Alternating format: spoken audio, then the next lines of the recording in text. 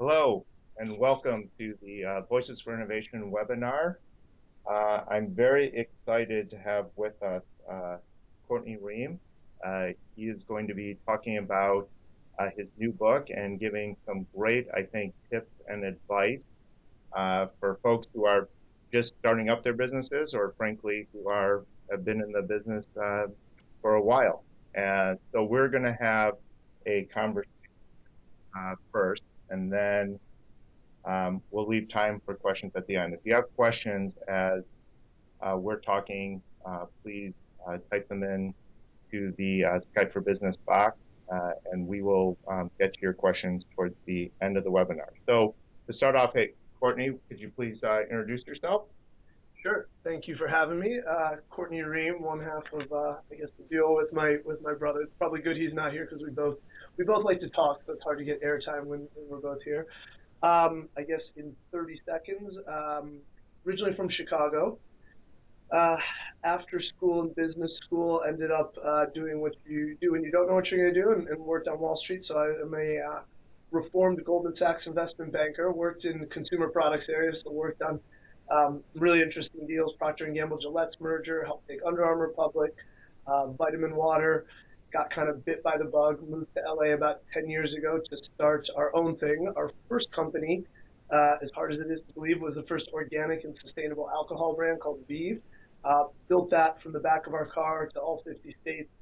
Had some great partnerships, the Virgin Americas of the world, the Disney, the chain places. Sold it about 2 years ago, and in the process of doing Vive, and then in the about 2 years since we sold, we've I think done a bunch of investing, but also really active kind of operating roles, board work, and fast forward, we're now invested in about 125 companies. Between my brother and I, we're on over a dozen boards, and we've co-founded 7 companies that have had exits. And so we felt like we were at a time in our life where it'd be interesting to write a book. It was on our bucket list, as I'm sure it is lots of people's, and felt like we were just, I guess, just wise enough and had enough experience, yet young enough to get it. And it being, I guess, how companies are built now, because I think it's very different than 10 years ago. And we felt like we've stumbled upon, we call it our playbook at M13, my new company, our playbook approach, and wanted to share that because we live in such an open source world now. Great, great.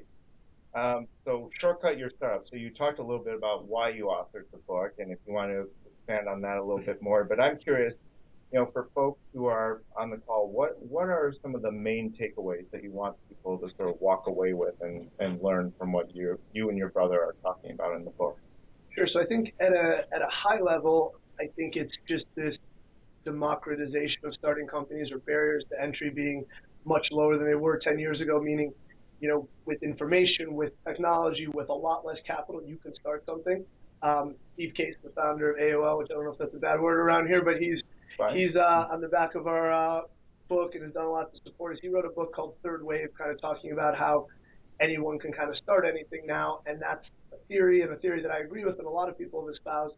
We kind of want to make this a more practical playbook. So we kind of break our book into, we call them startup switch ups, because we think they're things that were different than, again, 10 years ago. So we break it into the pre-investigation phase.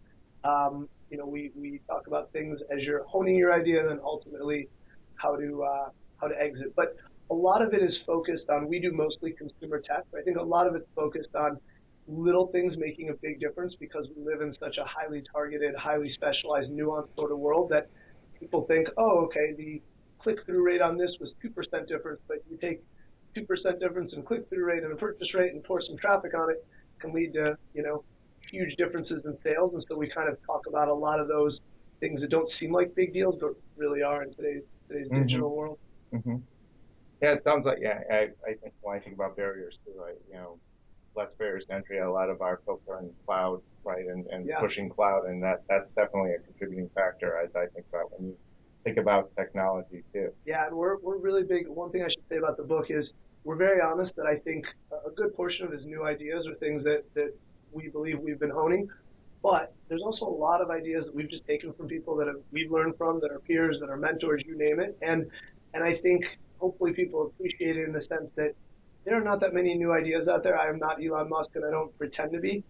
but there's so much information out there. And the biggest question we get from people, when we're on the Shark Tank TV show called Hatch, it's kind of how do I start? And so Hmm. it's really about taking the information and organizing in a way that I think is easier for people to follow because there's no lack of information, but it's really hard to synthesize what's out there. Right, right. So you talk about empowering kind of the next generation of entrepreneurs, and I would even say, folks on our call who have been entrepreneurs as well. What does that mean? And I would also ask, like, what does that look like to Mm-hmm. you? Like, what does an empowered entrepreneur look like? Yeah, I mean, I think empowered to me kind of starts with information or just kind of feeling like they have the confidence to start something and then they have a little bit of a template.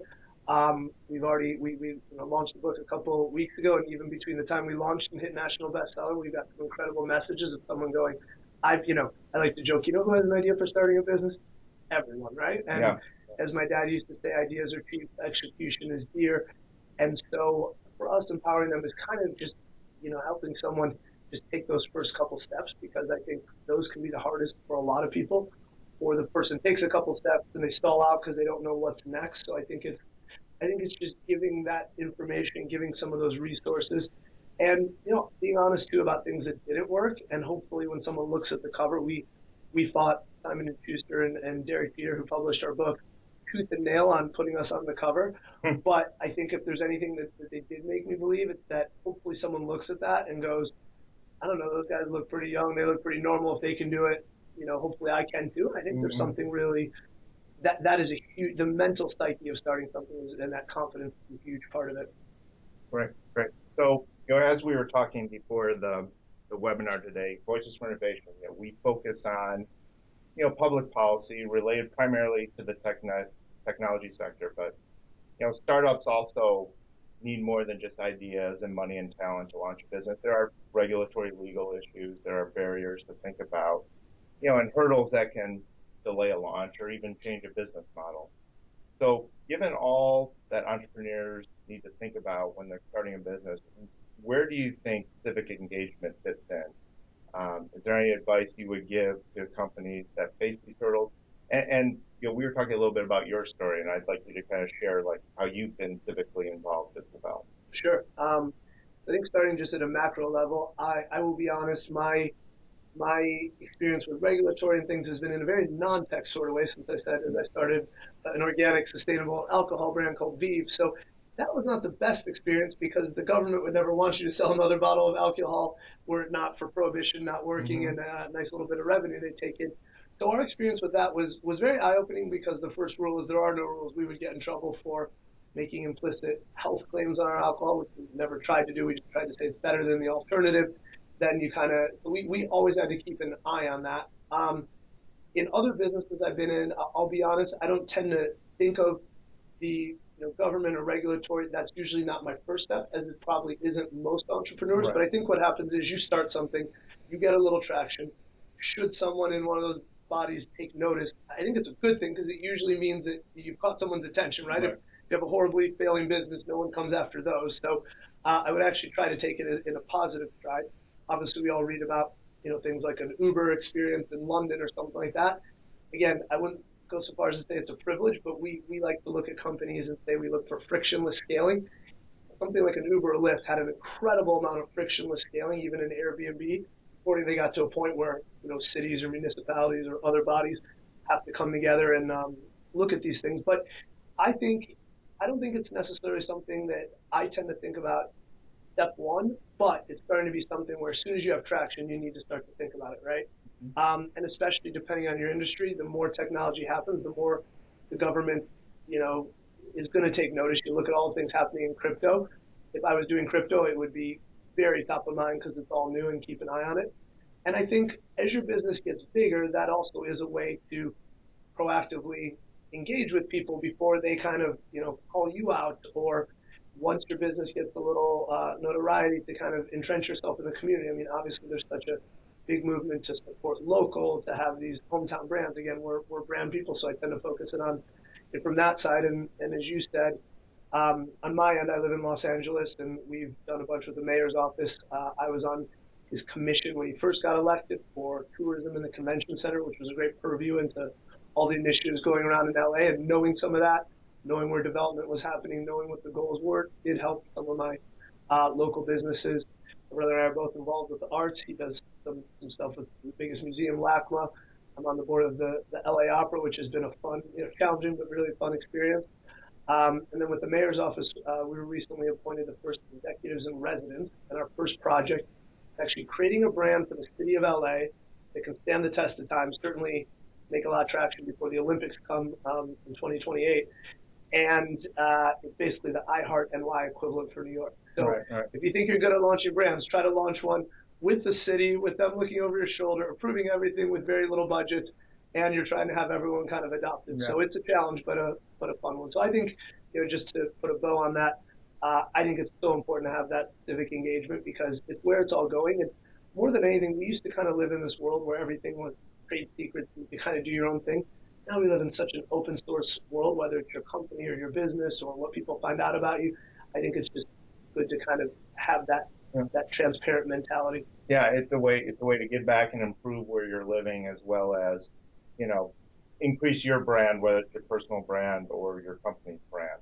Yeah, and I think, no one should feel like they can't make a difference. I mean, one thing in LA that's been hugely popular is an SMS short code where if there's a pothole on your street, you take a picture, you text it, and it's not novel, but isn't it cool to feel like you spotted a pothole, it was fixed, and you save someone else's axle, or who knows, they're power walking and they sprain their ankle. So everyone can give back, and it feels good to give, as Tony Robbins is on the cover of our book. Like, Yeah, exactly. Yeah, and a number of our partners I know work on projects like that, from their business standpoint at the city level. Mm-hmm. So we're going to open up for questions in just a moment. I'll ask one more question here, and then if folks have questions, again, you can feel free to type it into the box or ask a question. If you ask a question, just please identify yourself.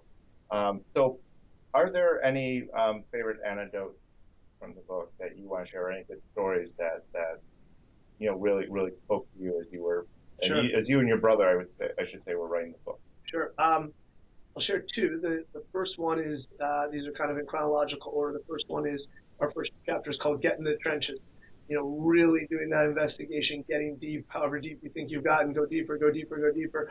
And I think one of the big things we see people do is not go nearly as deep as they should, because chances are someone else is doing your idea, but it's knowing who's doing it, what they're doing, understanding the differences.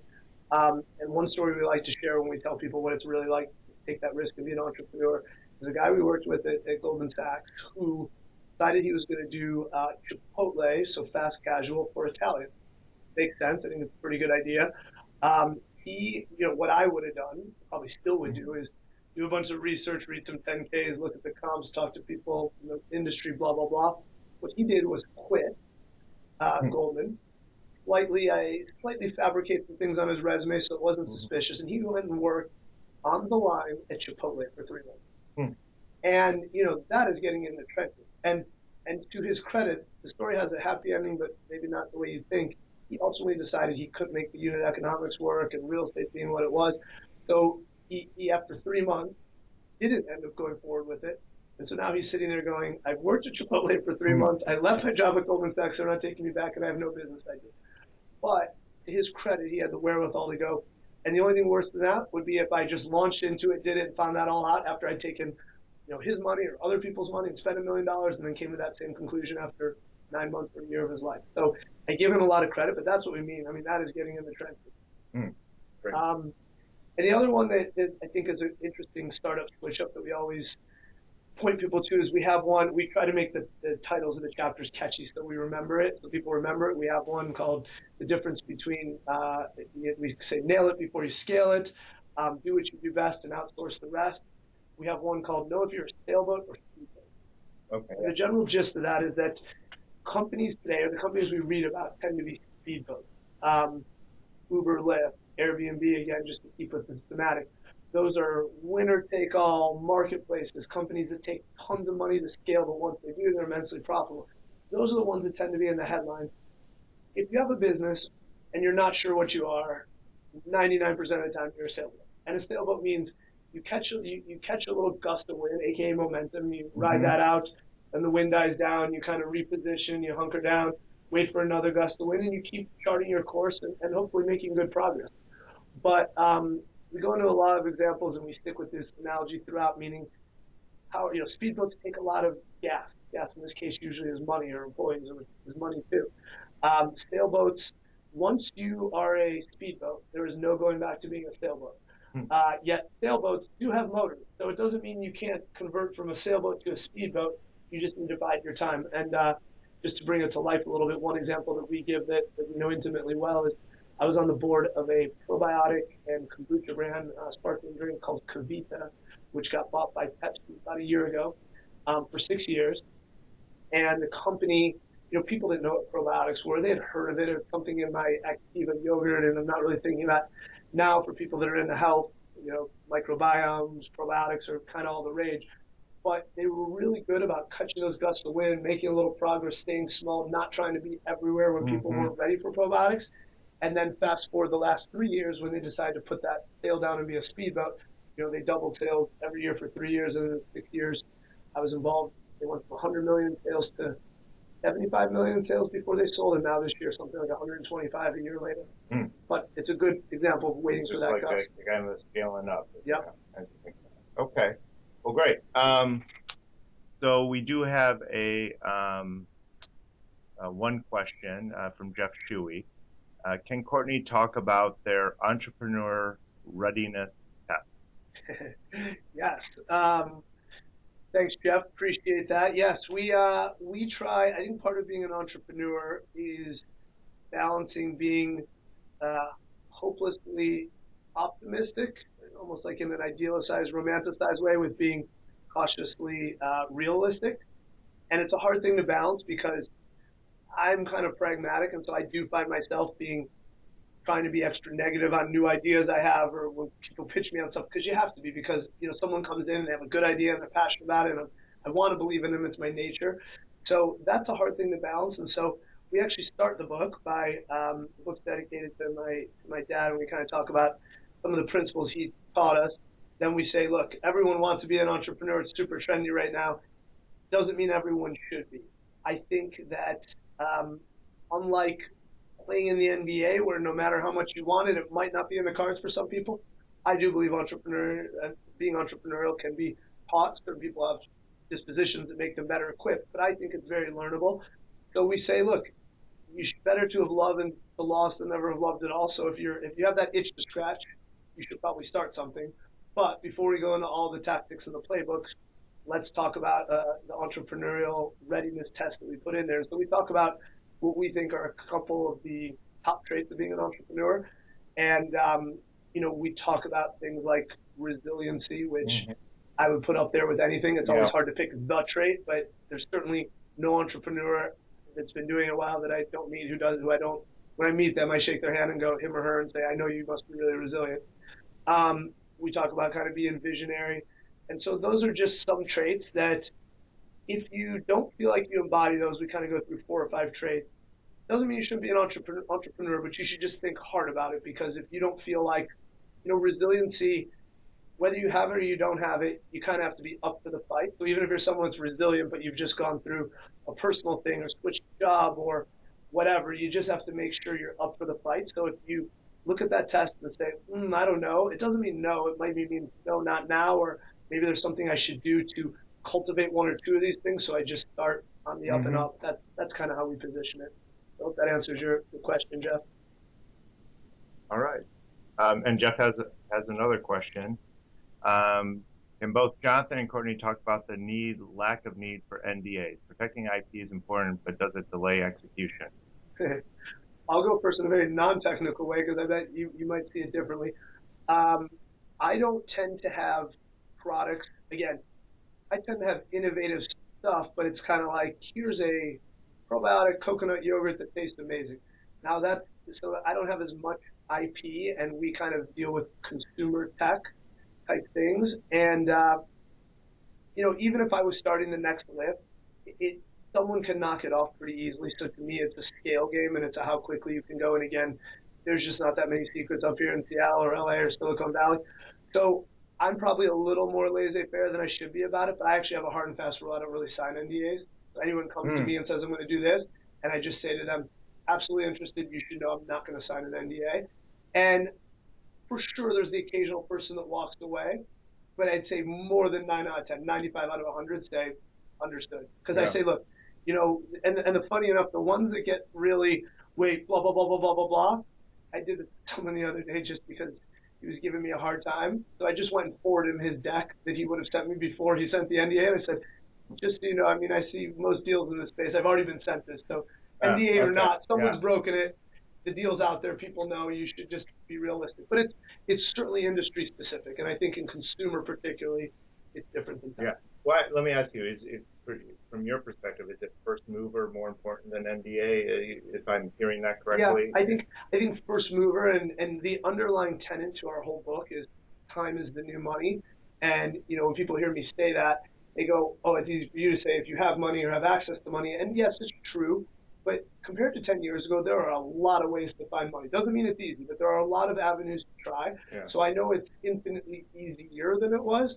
And so you need to prioritize your time over your money. And if I was prioritizing my time and limited time and resources, I would not spend a bunch of money coddling my precious idea. I would spend it making some hay so that we actually Yeah. have something that's defensible and that people go, oh, wow, that's first mover advantage. And then it all comes down to all the usual things like execution Yeah. anyways. Yeah. And Jeff, I'm probably not the best person to answer this because I'm not a lawyer, even though I'm in the legal department and taught to think like one. But probably if there was a lawyer in the room, they would say, yes, you want to protect your idea. But I'd even say, and this is again, what I've heard from other attorneys here is that even this notion of IP is really shifting as well.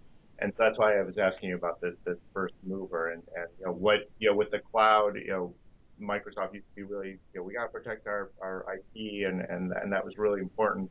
And I would say even that notion is shifting in tech as well. Yeah, I mean that's Microsoft. I mean that's amazing. Yeah, Like, yeah, listen, I'm not saying don't protect your IP. I think it's yeah, important, yeah, but do it to a point, and then don't wait for the long tail because I right, think it has diminishing returns. Plus, I just find in terms of what energizes me as an entrepreneur, there's so many things that can create negative energy. You want to spend your time trying to protect something or grow something. right, I'm a right. growth guy, not a kind of I'm a top line guy, not a bottom line guy, if you will. I would say if you have something that you think you could patent, then talk to an attorney. Absolutely. That's what that'd be me. Okay. So Melanie has a question. How important is a CRM for entrepreneurs? Yeah, great question. Someone asked me on a podcast the other day, if you're on the desert island, what tech tools do you need? And I was like, well, as Jonathan can see here, I have a BlackBerry, an iPhone, and then I actually am, and this is not a paid endorsement, but I do love my Surface Pro. I think it's the best computer out there. I've never been an Apple guy. So, I mean, with a computer in your pocket, meaning your smartphone, I'm also just a PC nerd, so I just think I can do in 20 minutes what it takes me an hour and a half to do on my phone. Hmm. So I'm big on that. And then if I had to pick one other tool for this desert island, it would be some sort of CRM. Hmm. And again, we use Google products, but I run them through Outlook. So I would just honestly, I think most people overestimate that you need some crazy CRM thing versus when you start, just a good old, Excel spreadsheet will go a long way for a long while. But absolutely, because there's just too much going on, and I'm one of the most OCD kind of organized people I know, and it's still too hard to keep track of. So CRM would be in my top three Yeah. for sure, Melanie. Yeah. And just to point out, it wasn't Melanie Goss. It was Melanie Barnes who asked that question from Milwaukee, by the way. All right. So Lawrence has a question. With the gig economy, is it still important to have a dedicated team on board to handle tasks such as development, marketing, etc.? So I presume that it's your notion about do Yeah, what do you what do you do best best and and outsource the rest. Yeah. Yeah, I think the short answer is probably yes. The longer answer is I think it depends on your industry and what kind of product you have. Most of my companies are very much focused on the sales and marketing, right? Growing companies. So when we say do what you do best and outsource the rest, I outsource a bunch of my back end accounting and admin and things that take energy from me, and maybe I'm okay at them, but I'm certainly not best in class. Building, scaling brands and having this platform to build brands, if we're successful at it, it's not because we had great accounting, right? That's Hmm. necessary, but it's not what we're good at. So we just try to outsource all the things that distract from the things that really move the needle. Now, I think you could have a different kind of company where it's not as much about the sales and marketing. Therefore, some of that could be important. But I was saying this last night too. I think the gig economy is going to have this reckoning where it's one thing to have a fairly independent job, but in general, I don't think doing your new idea as a side hustle works for very long because Yeah. it works, but only to a point. And then Right. even if you tested something we call like farmers market tests, if you take something to the farmers market, literally or figuratively, and it kind of worked with your buddies or 100 people, doesn't mean it'll work with 1,000 or 10,000. And that's when the rubber meets the road in terms of, are you going to actually quit your job and go into this? Because a few things have kind of started to get off the ground before as side hustle. Nothing really hits it until you really delve in. So I think, and that's all it goes. It's a long way of saying I think you can't underestimate having permanent people in these positions, having continuity, the culture that emerges from that. So there's a place for the gig economy, but I do think it gets kind of overhyped, and I think there's going to be a bit of a backlash, especially for companies that need to keep that continuity. It's different when you're Lyft and that kind of business. But even things like Airbnb, you're seeing it where you need to kind of keep some continuity. Right. We have a few minutes left, and I don't see any other questions unless Jeff is typing. But I want Courtney to give you just an opportunity to pitch kind of where can they find your book, where can they connect with you if people are interested in connecting with you. What's the best way to kind of do that? Sure. Well, again, our book is called Shortcut Your Startup. It's been on sale for a couple of weeks here. Really, really lucky. We hit #1 on Amazon for all business books worldwide when we launched. Now a national bestseller, so you can find it on Amazon, Barnes & Noble, hopefully your local bookstore, and support local. We have a website you can check out, shortcutyourstartup.com, and then if anyone, you can connect with us through there. And then our holdco is called M13, so you can also just an email to that, and it'll get to me, I assure you. Great. And I'll add, I'll have some books myself. So if you are interested for those who are on the webinar, who spent the time with us today, you can email me, jfreed@microsoft.com, if you're interested in a book, and I will get you a book as well. So 2 last questions if you want to. We'll Sure. Probably have time for one if you want to look at it, and then we'll close up the webinar. Oh, and Jeff Shuey is tonight. Maybe we'll be giving some away as well at the IAMCP WIT event. So if you're going to that, there'll be some there that Jeff Shuey will be giving away. So pick your question, Courtney, if you don't mind reading. Okay. What is the biggest or most common pitfall of startups? Gosh, that's a really good one. In 2 minutes. In 2 minutes. Biggest pitfall.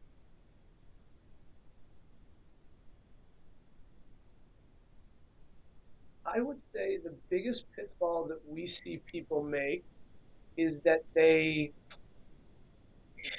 don't balance. We have a startup switch up we call maintain a diversified focus, which is kind of an oxymoron. And it's hard to be too prescriptive for this, so it's more of a feeling. I think 20 years ago, you start your business, you put on the blinders, your head's down, and you do it. And either it works or it doesn't. Now, most of the great companies, we espouse a lot finding your 1 or 2 key insights. Again, sticking with my Airbnb or Lyft or Uber, those companies are actually built off 1 or 2 key insights that they were just able to exploit and then ruthlessly take advantage of their unfair advantages.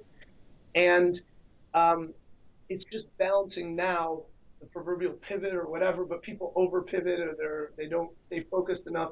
But you have to, kind of stay focused while seeing what's going on in the periphery and making sure you don't miss out on, the forest from the trees, but staying focused. And it's hard to actually be prescriptive, but if you've ever experienced it, you'll know, because you just start to see this cohort data over here. You start to be like, this can't be coincidence. This is statistically significant.